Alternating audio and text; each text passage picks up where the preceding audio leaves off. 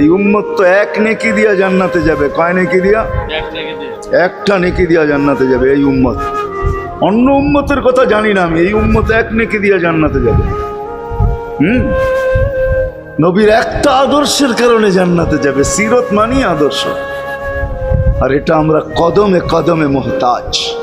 কেননা এই ছোট জীবনটা যদি গ্রহণযোগ্যতা পর্যন্ত পৌঁছাইতে হয় আল্লাহর কাছে, চাই নারী হই, চাই যুবক হই, চাই বৃদ্ধ হই, যেই মানুষই হই না কেন, যেখানেরই হই না কেন, যেই বাসারই হই না কেন, যেই বর্ণেরই হই না কেন, যেই পেশারই হই না কেন, যেই সোসাইটিরই হই না কেন, এই জীবনটাকে যদি গ্রহণযোগ্যতা পর্যন্ত পৌঁছাইতে হয় কার কাছে? দুনিয়া আলাদের কাছে না, মালিকের কাছে, যিনি এক ফোঁটা পানির থেকে অস্তিত্ব দিছেন, যার কাছে আবার আমাদেরকে ফিরা যেতে হবে।